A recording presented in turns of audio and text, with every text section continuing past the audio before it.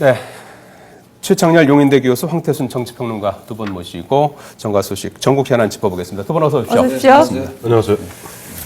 자, 지금 천주교 정의구현 사재단 시국 미사 논란이 이제 정치권을 이제 흔들고 있는데요. 박근혜 대통령에 의해서 이제 총리까지 발언을 내놨고요. 여기 이제 여당도 가세하지 않았습니까? 일련의 과정을 쭉 지켜보셨을 텐데 우선 거기에 대한 좀 촌평을 좀 듣고 진행하도록 하죠. 예. 벌써 지난주 금요일 날이니까 거의 일주일 아직은 채 안 됐으면 거의 다 돼가고 있는데요. 네. 어쨌든 박창진 신부의 그 대통령 사퇴 발언하고요. 그리고 어쨌든 연평도 포격을 정당화한 듯한 그런 발언은 뭐 부적절하다는 건 다시 인정하고 있는 겁니다. 네. 민주당도 거기에 대해서 선을 긋고 있고요. 단지 이제 좀 다른 차원의 얘기를 좀 해본다면요. 제가 강론을 쭉 다 읽어봤어요. 강론 나온 걸. 전문을 다 한번 읽어봤는데 거기 보면 상당히 부적절한 말도 많이 나옵니다. 그래서 이지싸움이 3척이나 있었다는 것도 사실관계에 맞지도 않고요. 예. 또 개표 부정이 있었다 이런 말 같은 경우도 사실과 부합하지 않습니다. 예. 그런 것들은 비판받아 마땅하다고 봐요. 네. 근데 전체적인 강론 내용을 보면요. 최근에 문제가 되고 있는 여야 간에 문제가 되고 있는 그 예. 국가기관의 대선 개입 의혹에 대한 얘기가 굉장히 많습니다. 예. 그래서 대통령이 국군 통수권자로서 용납할 수 없다, 묵갈 수 없다. 저는 그 뭐 자연스러운 발언이라고 봐요. 그런 말 안 하면 국군 예. 통수권자 아니죠. 근데 문제는요. 그런 얘기를 하면, 그런 말씀을 하시면서 총리도 마찬가지고 황우여 대표도 마찬가지입니다. 아, 그런 얘기를 하는 건 저는 자연스럽다고 보는데 예.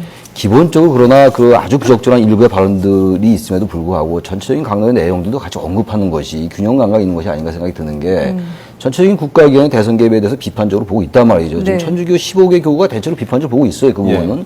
그런데 거기에 대해서 응답하고 반응하면서 그러나 이러이러한 연평도 포격을 정당하고 아주 잘못된 발언이다라고 비판할 때 이것이 야당이나 일부 비판세를 얘기하는 종북몰이라는 비판에서 자유로울 수가 있는 것이거든요. 그런 점에서 너무 지금 여권이 여기서 감정적인 반응이랄지 그리고 확대 재생산하려 하는 것이 아니냐. 지금 최근에 121만 개 트위터 글이 나오면서 이런 댓글 정국화에서 네. 사실 여권이 불리한 면이 없지 않았어요. 그래서 네. 이런 것들 덮기 위한 또다시 안보 논쟁을 하려는 것이 아니냐. 이런 비판을 자유롭게 어려울 것 같아요. 과잉 대응이다. 저는 그래서 그런 부분에서 좀 확대 재생산하지 말고 예. 개인 사제 또는 그 전주교구 일부 사제 발언으로 우리가 얘기를 하고 비판하고 있으니까 예. 여기서 멈추는 게 맞는 것 같아요. 너무 이걸 확대 재생산하는 황태순 필요가 없지 않다고 정치평론가께서는 생각해요. 어떻게? 글쎄, 근데 이제 보면은 근데 박창신 원로신부님 예. 말씀이 이제 두 가지죠. 하나는 박근혜 대통령이 사퇴하라는 거고, 두 번째는 이른바 이제 연평도 포격이 북한이 정당했다는 뭐 그 내용 아닙니까? 그러니까 예. 앞서 이제 사퇴 부분 같은 경우는 사실은 정의구현 사재단, 지금 현재 천주교 사제분들이 한 4,800여 명이 되십니다만은 그 중에 한 300에서 한 700여 분 정도가 이른바 정의구현 사재단의 소속이세요. 그분들이 상당수의 그분들이 뭐냐면 지난 6월 달부터 이 광화문 광장에서 매주 토요일마다 열렸던 이른바 박근혜 대통령 퇴진 촉구하는 촛불 집회에 늘 참여하셨던 분들이에요. 그러니까 네. 박창신 원로 신부님 그 처음에 박근혜 대통령 사퇴하라 마라 하는 부분은 뭐 그분의 생각이고 자유를 할 수 있어요. 그러나 예. 문제는 NLL, 그것도 보면 연평도 포격을 갖다가 설명하면서 그것이 만약에 일본 사람들이 독도를 자기네 땅이라고 우기면서 보면 거기서 말이에요. 군사작전을 하면 그걸 당연히 때려야 되는 것이 대한민국 대통령의 임무이듯이 예. 마치 한미가 연합 훈련을 했기 때문에 연평도가 이른바 포격을 맞아도 당연한 것이다 네. 하고 그렇게 말씀하신 부분은요. 어떠한 예를 들더라도 어떠한 변명을 하더라도 예. 그건 대한민국 국기를 흔드는 문제고 대한민국 정체성을 흔드는 문제입니다. 예. 그와 같은 문제에 대해서 대통령은 국가 원수고 행정의 수반이지만 또 하나는 뭐냐니까 일반 자유민주적 기본 질서를 지키는 가치를 지키는 수호자입니다. 예. 대통령. 그 대통령 입장에서 만약 거기에 대해서 강한 언급을 안 하셨다면 대한민국 65만 아마 군인들, 현역 군인들이 굉장히 혼란스러웠을 거예요. 또 보면은 이렇게 보면 박창신 원로 신부님이 사제복을 입고 제대에서 미사를 통해서 공개적으로 얘기해도 대통령이나 정부는 아무 소리 못하는 그런 예. 무능한 정보가 되었을 경우 네. 아마 우후죽순격으로 적절한 대응이다 이런 말씀이십니까? 그런 이야기들이 나왔을 때 그걸 예. 어떻게 방치하겠습니까? 네, 알겠습니다. 자유민주적 기본 질서를 지키기 위한 저는 대통령. 그 대통령과 총리와 황우여 대표의 그 첫날 발언, 네. 그 부분은 지금 우리 황 의원도 지적하고 계시고 저도 말씀을 드렸습니다만 예. 많은 사람이 그렇게 생각하고 있어요. 예. 어쨌든 연평도 포격을 한미 간의 그 합동훈련이니까 쐈다. 지금 잘 말씀하셨습니다만 NLL 문제와 관련해 그건 뭐 있을 수 없는 얘기죠. 예. 근데 제가 지적하고자 하는 것은 그것이 잘 됐다는 게 절대로 아닙니다. 네. 0.0001%도 동의하고 싶은 마음이 없는데 예. 대통령의 발언 정당하신 말씀이에요. 단지 제가 좀 우려하고 지적하는 것은 지금 현재 대선 이후에 지금 얼마나 많은 지금 이 논제 아젠다들이 그 대화록 정국, 그리고 뭐 실종 정국, 댓글 정국 이래가지고 최근에 국가기관의 대선 개입 의혹이 지금 어차피 여야 대치 정부의 본질이고 핵심이거든요. 예. 그 부분에 대해서 많은 언급을 했어요. 그러니까 거기에 대해서 그 다음에 얘기가 나왔단 말이죠. 지금 그 NLL 문제나 연평도 포경 문제, 그리고 아까도 말씀드렸지만 말도 안 되는 개표 부정이 있었다라든지 네. 거기에 천안함 폭침 때 이지삼이 세척이 있었는데 그걸 몰랐다는 게 말이 되냐, 이런 논리는요 있을 수 없는 발언이에요. 단지 중요한 건 이런 것들 지나치게 좀 이 여건이 과잉으로 가져가려 하는 듯한 이런 이른바 좀 비판적인 관점에서 볼 때 합리적 의심이 가능한 부분이 없지 않다라는 겁니다. 예.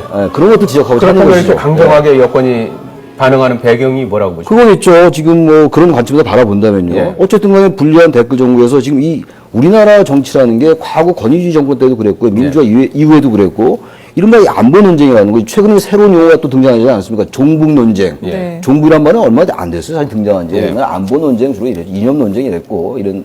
근데 지금 이제 그런 것들이 안보적인 문제와 결부되면요. 보수 진보, 저는 그걸 보수라고 하고 싶지도 않고요. 진보라고 하고 싶지도 않아요. 사실은. 이른바 보수, 이른바 진보라고 하고 싶은데 네. 이른바 보수와 진보 간의 그 이념 대결 구도로 가는 거 아니겠어요? 예.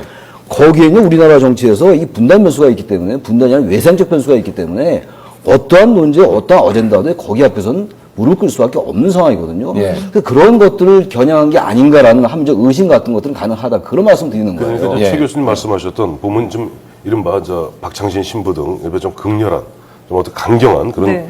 야권 입장에서는 지난 대선이 그렇게 총체적으로 부정, 어떻게 보면 불공정하게 치러졌는데 왜 여권에서는 답이 없느냐 이 얘기 아니에요. 근데 거기에 대해서 사실은 지난 월요일 날 대통령이 답을 했어요. 시정연설을 통해서 얘기하지 않았습니까?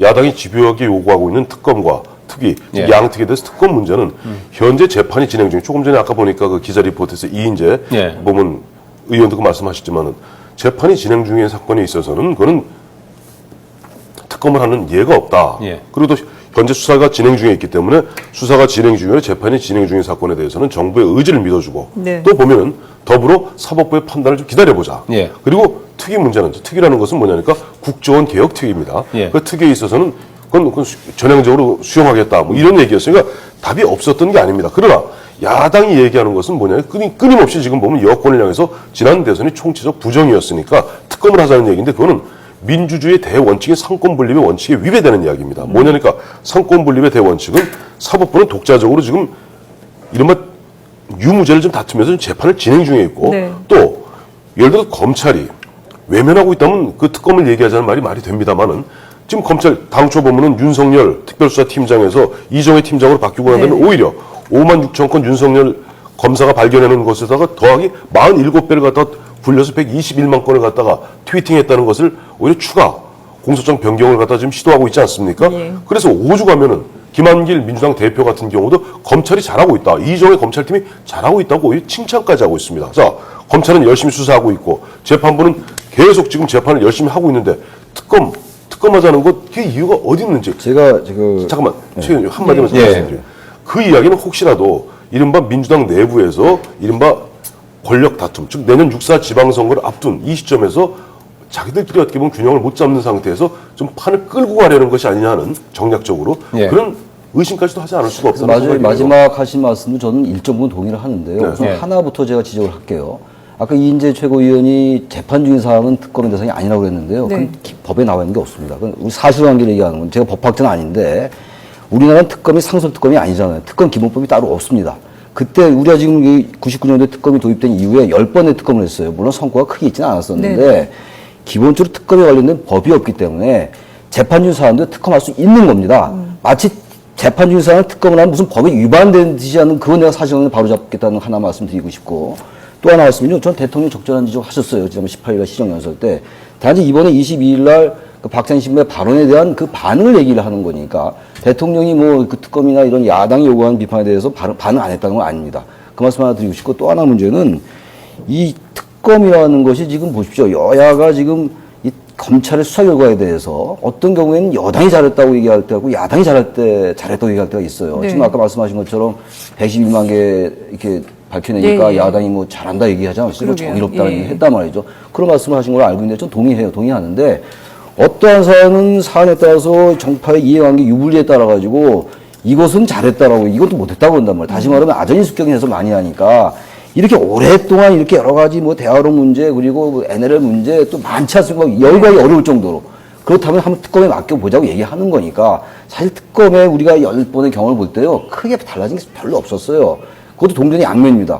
크게 달라진 경우인데 왜 특검 하냐라고 볼 수 있지만 크게 달라질 게 없으니 그렇게 야당이 요구한다 한번 보자. 말도 가능한 논리입니다. 전 양쪽 논리가 다 가능하다고 보는데 너무 새누리당이 특검에 대해서 너무 이상하게 금기시한 듯한 얼마 전만 해도 무슨 저기 조건부 특검 이런 반응이 나왔는데 예. 또 2, 3일 전부터 다시 이게 마치 특검을 하면 안 되는 것 같은 이런 황 분위기예요. 의원 대표는 이제 황영철 의원이 이제 그런 바람직하지 비슷한 않다는 얘기를 거예요. 했죠. 네. 얘기를 했는데 앞서 말씀하신 특검 같은 경우는 재판이 진행 중인 사건을 할 수 있다는 부분인데 그건 법률적으로 다투어 봐야 될 부분입니다. 예. 왜냐하니까 99년에 우리가 이제 특검은 이른바 상설 특검은 아니지만은 개별 사안이 있을 때마다 별도로 여야 합의하에 국회에서 특검법을 통과시킵니다. 그러니까 검찰의 수사가 믿지 못하기 때문에 국민적 우혹이 너무 크기 때문에 여야 합의하에 가장 정치적 색깔이 농후한 것이 네. 바로 특별검사제도예요. 그래서 특별검사 개별법으로 특별검사법을 개별법을 갖다 만들어서 지금 10차례 지금 특검을 하지 않았어요. 11명, 물론 특별검사는 11명입니다만. 그렇죠.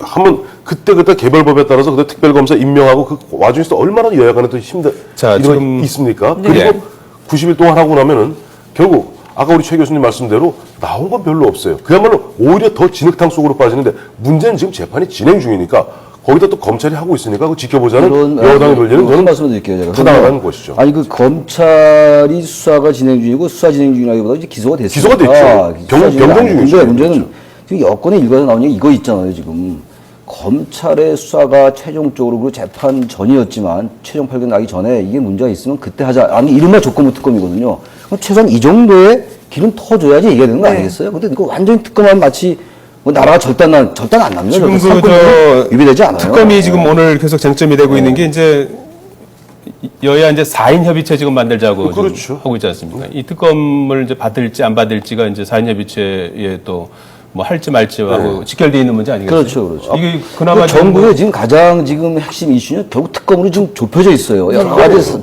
다단한데 그리고 이게 4인 협의체는 뭐 아니, 건너가는 사인협의체라는 겁니까? 게 보면은 김한길 대표가 제안하고 이제 오늘 내일 중에 황 의원 대표가 답을 줘야 되는 네. 거 아니에요? 예. 근데 세 가지를 얘기했죠. 양특, 즉 특검하고 특위. 예. 그다음에 두 번째는 법안 및 예산, 4인협의체를 만들어서 예. 그다음에 지방선거 정치 개혁 문제예요. 기초단체장, 정치 개혁 문제. 제도 개혁 문제 이 세 가지인데 이 세 가지를 갖다가 대표하고 원내대표가 원내대표 논의하자는 거 이 아닙니까? 상설 4인 협의회 만들어서 제안하자는 건데 나머지는 지금 해왔던 거예요. 예. 다 하고 나면 딱 남는 게 하나가 아까 우리 최 교수님 말씀하신 특검 문제입니다. 글쎄요. 이게. 그걸 어떻게- 특검 문제인데 어떻게 하면 되겠습니까? 지금 여당 내에서는 분위기는요. 특검에 안 된다는 거 아니에요? 검사도 꺼내지 말라는 얘기고 앞서 우리 예. 최 교수님 말씀하신 대로 교수님은 이제 뭐 최 교수님 얘기고 중요한 게 황우여 대표랑 황영철 의원 조건부 등은 특검위가 나왔었죠. 조건부 특검 얘기를 꺼내니까 그냥 예.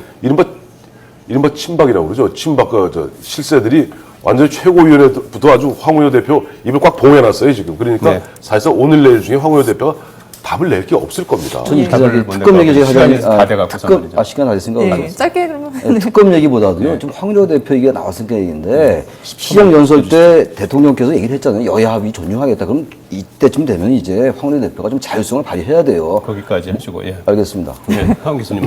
근데 거기서 박 대통령이 이른바 여야 합의하에 하라는 것은 특위 문제였어요. 특검 문제는 앞서도 말씀드렸지만 특검에 대해서는 정부의 의지와 사법부의 판단을 알겠습니다. 기다려보자고 그랬어요. 거기까지. 알겠습니다. 최창렬 용인대 교수 황태순 정치평론가였습니다. 두 분 고맙습니다. 고맙습니다. 고맙습니다.